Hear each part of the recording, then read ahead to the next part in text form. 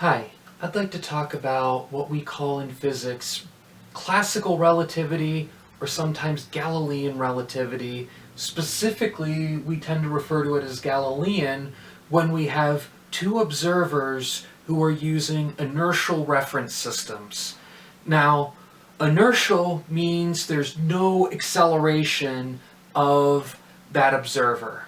And a reference system just means that we have a set of coordinate axes and we have a way of keeping time. So I have two observers. Both of them are owls. One of them is named X, and X is flying at a constant velocity in the X direction naturally, and X prime is just hanging out, and both of them are observing whatever this green dot is doing. Well, in their own coordinate systems, they would report different locations, they would report different speeds for that object, but they would both agree on the acceleration of that object. And they both say that whatever time is elapsed the same. So, in terms of the position, X would report a position that's equal to the position reported by X prime minus the velocity of observer X, v sub X, times time. So, because this observer's moving, then we would have to subtract out the effect of that observer's motion from what the stationary observer, or really other observer, is reporting.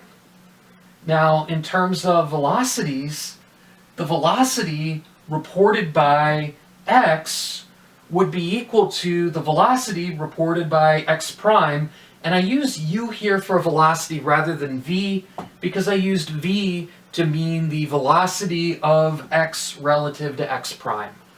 So X reports a velocity that's equal to the velocity reported by X prime minus the velocity of X themselves.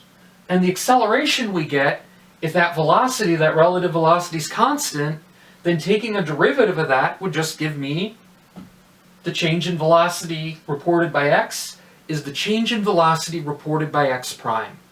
So in inertial coordinate systems, in inertial reference frames, Newton's second law would appear to correctly describe the situation for all observers. That is not a given. If we have a non-inertial reference system, so X gets bored of flying and decides to hop a bullet train and is watching the chandelier in their car while that train is accelerating forward. X prime has magic vision and can see that chandelier as well. So X prime sees the acceleration of that system itself. And X prime knows, well, there's a weight pulling down on that chandelier, the tension in that cable follows the cable up towards the ceiling, and that tension has to be larger than gravity and directed away, so we get a net force in the direction of the acceleration. And that uncancelled part of the force that I drew as a dashed line is why that chandelier is accelerating. Now, X doesn't necessarily realize that they're accelerating. So, when we take a look at the force picture, if that chandelier appears to be at rest and staying at rest relative to X, then the force picture would be a little muddled, because we'd have the tension, which is clearly there. There's a string pulling it upward. We could put a force sensor on it and actually measure that tension, and we'd measure the same tension in each scheme. The weight's the same in each scheme, but X says that there has to be some force acting in the backward direction. Well, this mystery force here is an example of what we call a fictitious force. It only exists because X is a non-inertial observer.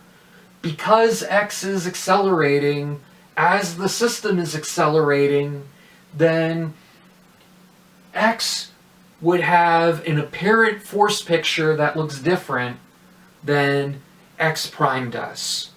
So anytime you have any acceleration of an observer, you're going to have apparent behavior that's caused by, and I say caused by loosely because they're fictitious forces.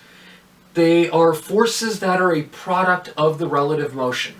So even in rotational systems, we see examples of fictitious forces. We think of us being on Earth right here, right now, as being inertial. Well, I am actually flying towards the direction of the camera at about 700 miles per hour. But the camera is flying at 700 miles per hour away from me, so our relative motion is zero, and we're traveling in a circle, keeping up with Earth. So part of what that means then is I'm accelerating right now, and my weight actually isn't equal to my normal force right now, because some of my weight is being used to allow me to accelerate, to travel in the circle, keeping up with where I should be on the surface of Earth. So there's some other consequences that would happen because of that. It would appear like you measure a different strength of gravity depending on where you are. If you're at the North Pole, then you don't need any centripetal force to spin around in a circle. You're not traveling in a circle relative to the rotational axis of Earth. If you're down on the equator, you're traveling in the largest possible circle in that 24-hour rotation of Earth, so you appear to weigh less at the equator than you do at the North Pole. So the apparent strength of gravity varies from 9.83 at the pole meters per second squared to about 9.77 meters per second squared at the equator. Also, if you try to walk in a straight line, because Earth is rotating, where you would be headed would be different. So relative to the surface of Earth, you curve because of the rotation of Earth as you move. And that curve, because of the rotation of Earth, is referred to as the Coriolis force. So that's what's responsible for straight line winds starting to rotate in a counterclockwise direction in the northern hemisphere and a clockwise direction in the southern hemisphere.